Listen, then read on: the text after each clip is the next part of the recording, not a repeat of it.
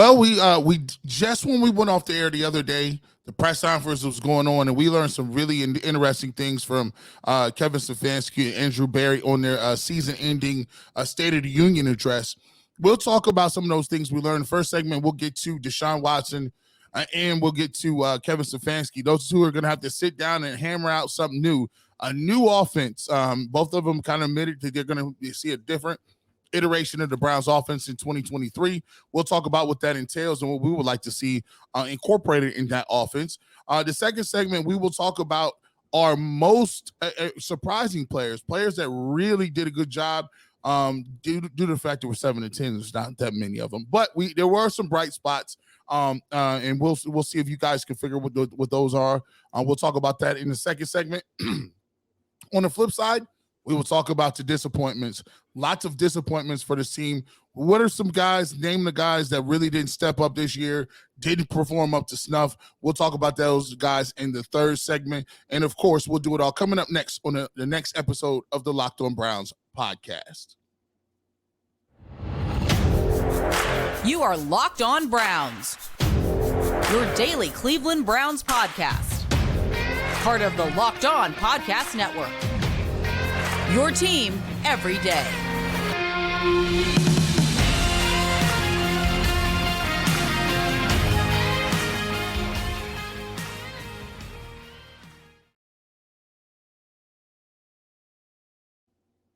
Welcome back, my friends, to the show that never ends, your daily delivery of all things Dog Pound, LGB on ELOB, the Locked On Browns podcast, brought to you by the Locked On Podcast Network, your team every day. Your host, Jeff Lloyd, at Jeff_LJ_Lloyd, Mr. Garrett Bush, at GBush91, part of the Ultimate Cleveland Sports Show. Radio personality, 92.3 The Fan. Catch him every Saturday morning. Numerous appearances for G. Bush. Pre-game, post-game coverage. Buckeyes, Cavaliers, Browns, Guardians when it comes. You name it, Mr. G. Bush is there to spill the tea on it. We appreciate everybody who makes Locked On Browns their first listen. And yes, the regular season is over, but nothing changes business-wise here. As you all know, with Locked On Browns, this is a 24/7, 365 shop. We will be here every day bringing you the best content we possibly can. Today's episode of Locked On Browns is brought to you by Prize Picks. Prize Picks is daily fantasy made easy. You pick 2 to 5 players, and if they score more or less than a Prize Picks projection, you can win up to 10 times your money on your entry. First-time users can receive a 100% instant deposit match up to $100 with the promo code Locked On. That's prizepicks.com, promo code Locked On. As G was mentioning in the opening, as we were recording yesterday, obviously the big news of the day yesterday, the Browns moving on from defensive coordinator Joe Woods. Browns seem to be on an accelerated path as far as getting somebody new in here. We discussed some of the big names, obviously, whether it's a Jim Schwartz, whether it is a Gerard Mayo from the Patriots, G's guy, former head coach of the Miami Dolphins, linebackers coach this year, the Pittsburgh Steelers, a guy I had an affinity for in 2019. Dolphins came to Cleveland that year, and I remember doing the crossover episode that week and being like, bro, I looked at your roster. I know about 12 dudes by name, and he was just able to coach that team up. They were able to play oh so well. Just an impressive job by Mr. Brian Flores. We'll see the way it works out for the Browns. But what we're going to start with here today, obviously the press conferences were going on as we were doing our show yesterday. And one of the biggest takeaways for me, G, is Coach Stefanski, and we had heard it a little earlier in the day from Deshaun Watson, is about these two meeting, about these two trying to realize exactly what maybe the vision is from the best of the Kevin Stefanski beliefs on offense to the best of what pairs with the ability of one Deshaun Watson. Keep in mind, Coach Stefanski's offense was guided well by Kirk Cousins in 2020, by Baker Mayfield. We saw Jacoby Brissett with some success with it this year. But Deshaun is a whole different animal. The uniqueness of him, the running ability, the ability to extend plays. You go to the Nick Chubb touchdown reception on Sunday in Pittsburgh. Deshaun not only, beating defenders in the backfield, getting to the pocket, challenging the line of scrimmage to the point where he drew the guy who was assigned for Nick Chubb. And the second he took one step toward Deshaun, it was over. Bang, 6 to Nick Chubb. But there needs to be work done here. Obviously, how are you going to incorporate Nick Chubb with Deshaun Watson? Nick, for years, coming from Georgia, and congratulations to the Bulldogs, obviously. I told my daughters, let me just pop this on real quick. And as much as I thought it was going to go, about 20 minutes later, thanks, girls, appreciate it. Go ahead and put it back on whatever you want. But with Nick, traditional I at Georgia, most of the time here with the Browns. This year was a little different, not necessarily a fullback so much. A lot more one back, but now it's going to be even different because most of the Knicks touch is probably going to come from the gun. It's just a little bit more comfortable look for Deshaun. And look, once you commit $238 million to your quarterback, obviously you're going to commit a lot more to him. It's not just the money. It's, we're going to put you in the position to do what you did to warrant the money we gave you. So, obviously a lot of work's going to be done here, and there's going to be some of Stefanski's offense put out, more put in to what is in works with Deshaun. For me, and one of the things, and I said this yesterday when I did Sport for CLE, is you look at the Chiefs, and everybody got to that play on Sunday against the Raiders where everybody was circling in the backfield. Granted, penalty happened. The play never really counted. But when you can go off script like that, have a little fun with your players are going to go the extra mile for you. And the other thing is when you get to calling a play like that in a game, all your players are geeked. They are ready to roll because you want to know what? You do that and that works. Guess what everybody says come Wednesday? All right, what do you got for this week? We got like a tilt-a-whirl action or something? What's going on this week? But obviously this offense is going to change. And in my opinion, it's going to change for the good for the Cleveland Browns. Yeah, it has to change. We got to have something different. I've been doing some all 22 work and been looking at some of the route combinations and just seeing in the last couple of games, Deshaun has not been playing well. I think he would have thought by this time 6 games he would have been playing well, but better. He would have been seeing the field a lot better. And what I wanted to see is why there weren't too many deep shots downfield. Was it the route combination? Was it the fact that receivers weren't getting separation? Or is Deshaun just missing people?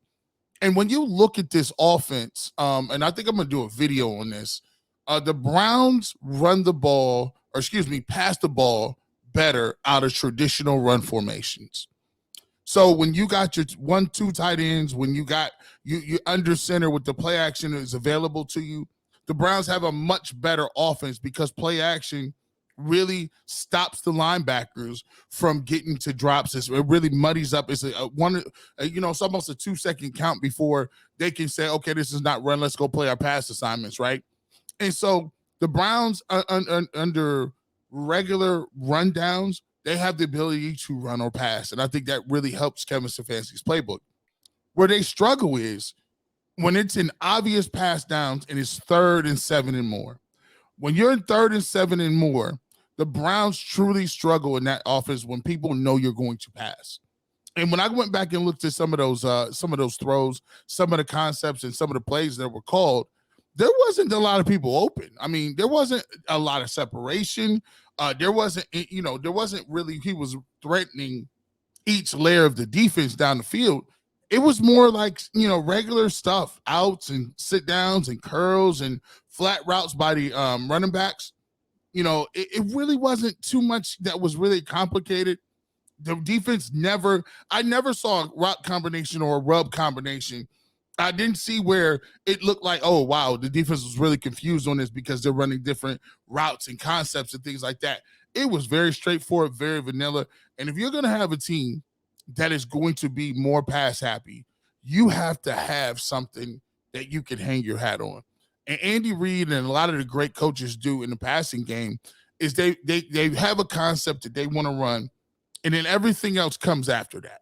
So if I'm running these concepts down the field, I run a similar set of plays throughout the game that all looks the same. However, I have a run pass option.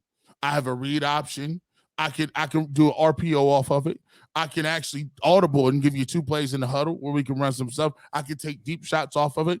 Very similar routes, but you can utilize motion to make the defense always guess what it is. And I think one of the biggest takeaways from this situation is we're going to have to figure out what Deshaun Watson does best. And I don't care if they got to sleep in bunk beds. I don't care if they got to be buddies all season. I don't care. Hey, tell the family No vacation. You had enough time off this year. You guys need to be married at the hip, and y'all got to figure it out, because I'm letting you know, the only way this thing works is if that offense gets up to a point where Deshaun Watson looks like a top 10, top 5 quarterback again. Because other than that, the Browns don't have a chance. They don't have a shot. So they got to figure something out. If that means you got to move in with Deshaun Watson in the basement, so be it. But they got to figure something out, Jeff. Well, we've all seen pictures of Deshaun's crib, man. There's plenty of room for everybody up in that joint. Who we kidding? And they'd all have their own goddamn bathrooms. But for you, and your point, to put it perfectly, the first interception on Sunday against the Pittsburgh Steelers. Now, it looked as if, Deshaun was basically, and he essentially was throwing to the receiver with 3 guys around him.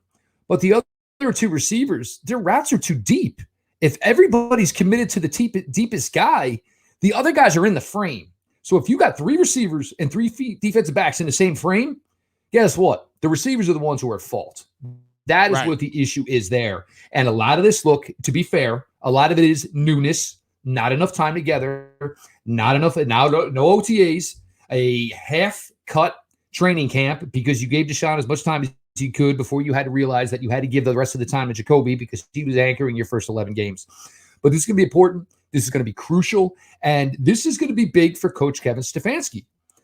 It's on him now to adapt to your talent. When he first came in with his system worked in 2020. Whatever happened in 2021, that was a tough spot to be in. The system looked pretty good with Jacoby Brissett. But, now this was a system, made for, driving down the highway. This is now like an expensive sports car. We need an offense that is essentially made for the Autobahn. That is what we need now. And a lot of work is going to be done here. And Deshaun, this is just as crucial to him as it is to Coach Stefanski. Because if Deshaun doesn't come out and put up a statistical output that people are going to feel warranted this money, there's people already ready to run him out of town. There's people that already hate his guts. So if they can't get this right, and we don't see the Deshaun Watson that we all thought we were getting, the former Houston Texan, it's going to be difficult. So it's basically an adapt or die type of thing here. We're going to get back to a little bit more here on Locked On Browns. We're going to give you our biggest surprises from the 2022 season. Third segment, we are going to get to our biggest disappointments of the 2022 season. Stick around. Jeff Lloyd, G. Bush, your latest Locked On Browns. Prize picks. You got 6 games this weekend. Man, I am going to put a lineup together for each and every game. You got 6 games unopposed this weekend. You've got 18 hours minimum of NFL football this weekend.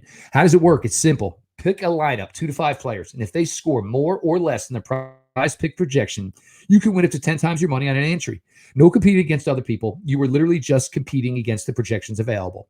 Prize Picks offers projections on any sport that you watch. NFL, NBA, MLB, NHL, men's, women's, collegiate basketball. Hell, you can even get MMA in there if you choose. Entries can be made in 60 seconds or less. It's that easy. Safe and fast withdrawals. Currently operational in over 30 states in Canada. Download the Prize Picks app or go to prizepicks.com to sign up and play daily fantasy sports. First-time users can receive a 100% instant deposit match up to $100 with the promo code LOCKED ON.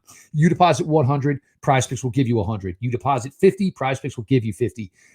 Don't forget to enter the promo code LOCKED ON at sign up for an instant deposit match up to $100.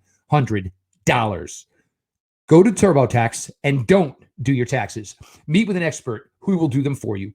TurboTax experts can relieve you from the stress of taxes and file for you so you can do not taxes.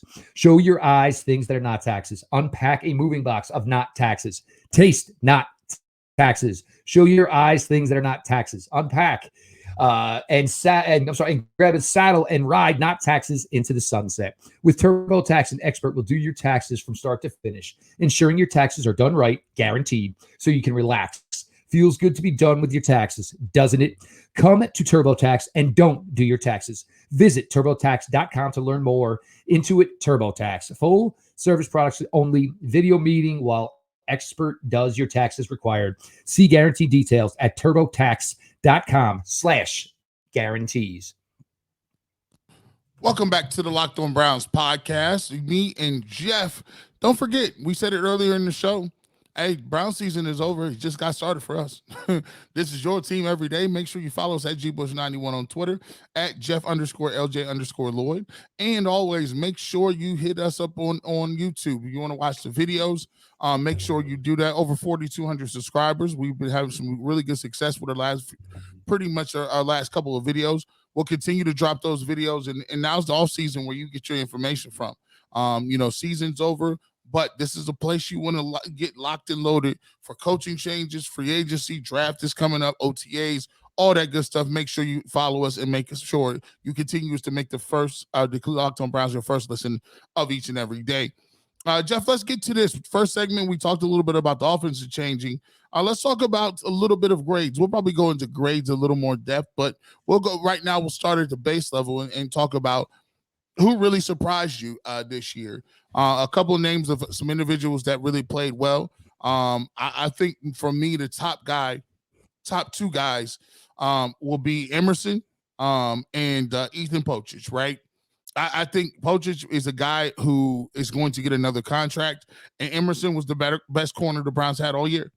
He did not give up many catches, and when he did give up a catch, he was all over the individuals. He was strong in the run support, being a rookie on the outside, playing physical. I think he's going to be, if you can give Andrew Berry any credit to find a corner like that in your third round is tremendous. That's a tremendous find. We need you to do that a lot more, Mr. Berry. We need you to get that together on defensive tackle, linebacker, and a receiver. But I digress. We're talking about the good parts right now. I thought Emerson was really good this year, and we needed that because I think Greg Newsome took a step back this year. I think he took a step back this year. I thought he played much more competitively last year, but that's the thing about rookies, especially when you're talking about corners and receivers. Sometimes they can come out of the box and surprise you the way Emerson did, or they can come back to second year like Greg Newsome did and have to play a new position and they don't look as good as he did as well. So those are the two guys that I thought really performed well. And I do think Donovan Peoples-Jones is one of those guys who 863 yards splitting between two quarterbacks and pretty much solidifying himself as a second receiver. I think those three guys are the guys that really can be about something, and really you could say were really big surprises for your team. I'm going to just go first here. A couple of thoughts on the gentleman that you mentioned. Obviously, first things first, Martin Emerson. When the pick first came down, everybody at the time was like, well, oh my God, how's this kind of going to work? You traded your nickel corner back to the LA Rams where he came from after 1 year in Troy Hill, gone out of the equation. The question was going to be who's going to play nickel. You drafted Martin Emerson. I go back to, there were joint practices over the summer with the Philadelphia Eagles the week they came in for the preseason. Friend from the Philadelphia Eagles organization literally texted me, you guys stole this kid. He's special. He's special. His first experience in the preseason, we got that bully ball interception pick 6 against the Jacksonville Jaguars.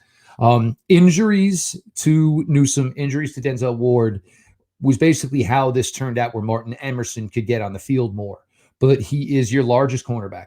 He is your most physical cornerback. He led the cornerback room in tackles for the year, led the cornerback room in passes defense this year. There was that big play against the Chargers where on fourth down, he had the pass breakup against Mike Williams that could have given the Browns ultimately the opportunity to win the game. They didn't capitalize on it. Ethan Pochich, look, here's a guy who was never supposed to be a part of any of this equation. That same game where we learned about Martin Emerson, Ethan Pochich got into the game, fortunately had to become the starting center, and took the ball and ran with it and was one of the top 5 graded Cleveland Browns this season.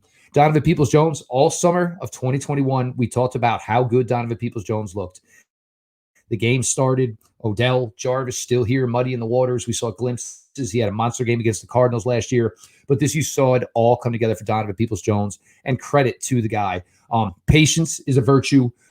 Putting your work in, putting in detail. All of these things are things that Donovan Peoples-Jones has done, and you saw it come through in spades this year, and you even saw it come through where he improved as a punt returner. This is something he excelled at Michigan, struggled early in his NFL career, but you saw it. We saw a couple of good returns, and then all of a sudden we knew, hey, there's going to be one big one, and we got it against the Houston Texans. One guy I am going to mention that needs to go in here, Grant Delpit. finishes the season as your leading tackler, finishes the season with 4 interceptions. Number 22, in a year where we had a lot of questions about the safety play. And look, it's not good when your 2 safeties have both over 100 tackles and lead your team in tackles. That is not the blueprint. That is not the way it is supposed to go down. They are not supposed to make that many plays. But Grant Delpit, as all excited as we were about him his rookie year, lost it all to an Achilles as he was trying to regain his momentum, his strength, his confidence in his second year. You saw some glimpses. But this year, you saw it all to come together for Grant Delpit, number 22. And it's a true testament to a guy who's been through a lot of adversity. And it's really tough to come in when you got such a blue chip pedigree and you get hurt right off the bat. And then all of a sudden, you're struggling to kind of regain your confidence within your body. But Grant Delpit all the way back for your Cleveland Browns. So for us, the most surprising players this year, no doubt, Martin Emerson, Donovan Peoples-Jones, Grant Delpit, Ethan Posick. These guys were all question marks going into this season. These guys, and the 2 of them on defense, Grant Delpit, Martin Emerson, these are 2 guys now that you were selling to a prospective new defensive coordinator. With surprises, there are disappointments. We're going to get to that here in a second. Most disappointing players of 2022, Garrett Bush, Jeff Lloyd, Locked on Browns. BetOnline.net is your number 1 source for sports betting, info, stats, news, and analysis. Get the latest odds and trends for every professional and amateur league out there, from pro football to college bowl season to basketball and World Cup. We've got it all at BetOnline.net. If you love sports podcasts, you can even find those at BetOnline as well. We're always the fastest and easiest way to get your betting info. Head to the website today or use your mobile device to learn more. BetOnline, where the game starts. Welcome back to the Locked On Browns podcast. We want to let you know that we are still everywhere. You know what? And we want to thank you for watching the 2-minute warning throughout the season on the Browns post-game show. That was a very successful show. We also want to thank you guys for continuing to support us, not only on YouTube, but to continue to support us on wherever you download your podcast. We have more to come with that. And we'll be able to give you the most, the real up-to-date comments and some of the analysis that the Cleveland Browns have. So make sure you're listening, subscribing to the Locked On Browns podcast. Jeff, we talked about the good. Let's get to the bad a little bit. Guys that disappointed us during the season. And I think one of the guys that really disappointed me was Jadeveon Clowney. Came back again on the deal, said he wanted to play with Deshaun Watson, and we just didn't see the production from him. I believe he had 23, 24 tackles, a couple forced fumbles, and 2 sacks. So, you didn't get that production that you want to see from a bookend guy, from a guy who's a first overall pick, and from a person that has athletic ability and has the ability of seeing him get 9 sacks before, that he has some pass rush ability.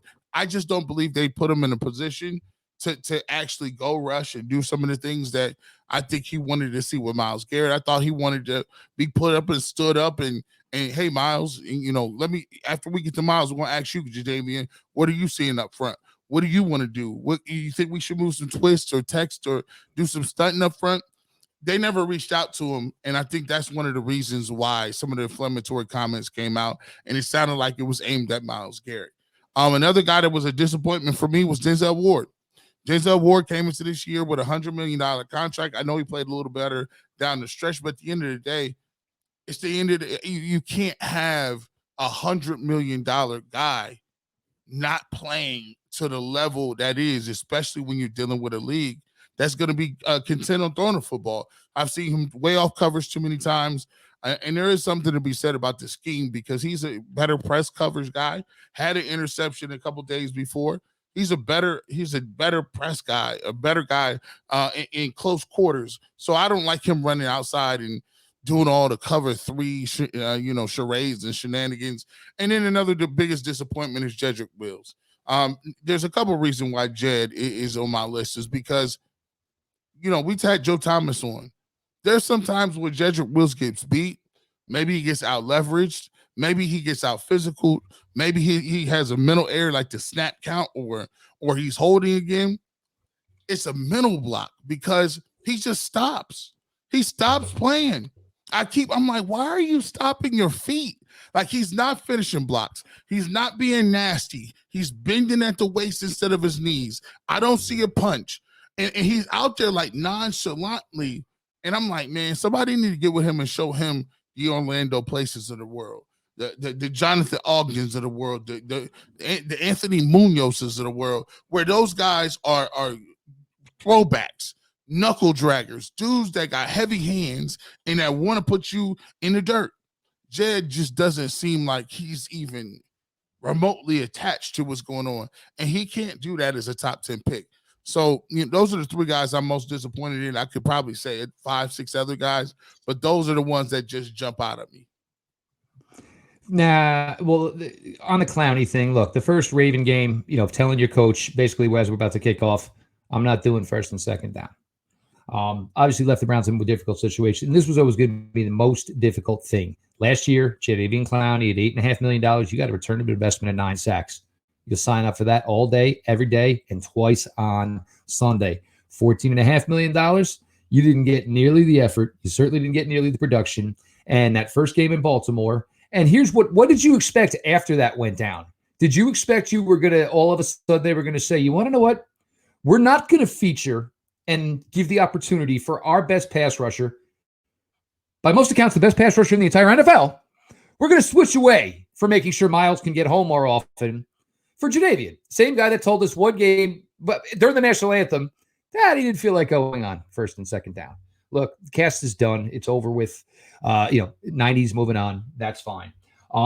Any defensive tackle, not Taven Bryant, I'm going to give a little bit of an exempt here to Perion Winfrey. 4th-year rookie, had some hurdles as far as learning the NFL life, but was showing signs of being more productive as the year went on. But the other two defensive tackles, Jordan Elliott, Tommy Togiai, just ain't cutting it. I would say the odds of either or both of them being on the 2023 roster are, you're talking lottery ticket odds for these guys. Just not enough improvement and not enough strength, not enough holding up at the point of attack. Issues, both those guys. This one pains me to say. This one I'm going to include. But Kareem Hunt, you're behind this offensive line. And look, even though they had the struggles this year, this offensive line still ran block well, still performed well in that capacity to the point that Nick Chubb put up 1,525 yards, his best statistical output in his entire career. You can't be a running back and go for less than 4 yards per carry behind this Cleveland Browns offensive line. It's not getting it done. There's nothing that it's unacceptable. Completely unacceptable with the offensive line you have in front of him. Kareem's lost a little bit of his burst. He's not the same guy. Look, and he never had great burst to begin with. He's not the same guy he was in Kansas City. Was much better, more productive for the Browns early in his career. It's sad to see that it's over. It's sad to see that's going to be gone. But again, I don't know where he would necessarily fit into what this offense, where you're looking for the best of Deshaun and having Coach Stefanski scheme for the best of Deshaun. I don't see how it works in a world with Kareem Hunt. But a lot of those guys, and there were disappointment. And Jedrick Wills, yes. There's just all of a sudden when if you're beat or what, look, you never stop on a football field. You coach that from the time, because you want to know why you stop. You are a sitting duck to get your head knocked off. I don't care if you don't know what you're doing. What are you told? Gee, what was I told? You make a mistake, it better be an aggressive mistake. I'll condone an aggressive mistake. Yeah, right. You got it. Whatever you do it at 110%. And standing around and watching on a football field, damn near gets you hurt. Quickest way to get hurt. Something else, but after what went on last week, I'm not going to say it that way. But standing still on a football field is going to get you injured. It's going to get you seriously injured. It's not something you do. And even still, it's fine. Your man beats you. You want to know what then? Turn around. Find somebody else. Block him up. Block him up. And, there's always this phrase with offensive linemen. It's called looking for work. Maybe you don't have the assignment. But guess what? It just doesn't mean you take your drop and say, okay, nobody came up. Go find somebody. Hit somebody. Light somebody up. That's what you're getting paid to do. Jedrick Wills, in my opinion, is probably still going to be this left tackle next year. But there's going to be a mental aspect that Jedrick Wills absolutely has to work on. And maybe once, right after the draft ends, when Jedrick Wills hears these words from this Cleveland Browns front office that says, we are not picking up your 5th-year option, that's it. You're on. That's it. Your free agency begins now, son. So the rest of your NFL career starts right now at this moment, and you've got 7 months to either prove the Cleveland Browns wrong or get somebody else in the NFL to say, I need that guy on my offensive line. So, yes, look, some of these guys weren't supposed to be that integral to begin with. But when we're talking about your starting defensive end, when you're talking about your starting left tackle, when we're talking about a running back who plays behind an offensive line that specializes in the run, as good as the Cleveland Browns can perform it, needed more. Absolutely needed more. Yes, anybody wants to bring up coaching, that's stuff. Look, we were talking players here. Talking players this segment. And if y'all ever turn into the 2-minute drill, you know the coaches got their comeuppance, certainly from G. Bush. And certainly Bull was never afraid to let it fly. You just got to tell it like it is sometimes. Sometimes you got to let it roll. Yep. From what we hear, obviously there are defense coordinator interviews lined up as soon as this week. So obviously we're going to get some more traction on that. It looks like the Browns have zero hesitation. If their guy is ready to commit. This is something that looks like it's going to be happening quickly. You know, there are parameters, there are things to look forward to here. One thing we didn't mention yesterday, Jim Schwartz from Tennessee, Jim Schwartz, for the brief time Andrew Berry was with the Philadelphia Eagles before he came back, Jim Schwartz was there. So something to maybe possibly keep your eyes on as far as that. Maybe that's the way Andrew is looking to go. We'll see as the days go on here. Again, we'll be here all week. We got a ton to cover. A lot of good stuff coming your way later in the week. You know, the pregame show obviously going to not be here. Maybe me and G will do some picks against each other, picking playoff games. Go through that. You know, something to do here. Still talk football. I know everybody's going to be engaged come Saturday, Sunday, and even Monday night this year for a long, long playoff weekend. We appreciate all of you who make Locked On Browns your first listen every single day, whether it's here on YouTube. Make sure you subscribe, notifications on, throwing likes on those episodes for your boys, or on your favorite podcast platform. And if you have Roku, search Locked On Cleveland Sports. You'll find G, you'll find myself, you'll find the Locked On Cavs show, you'll find the Locked On Guardian show. G and the crew tearing it up like always, and only they can do at the Ultimate Cleveland Sports Show. Again, thank you all so much. This has been your daily delivery of all things Dog Pound. LGB on the LOB. Let's go Browns.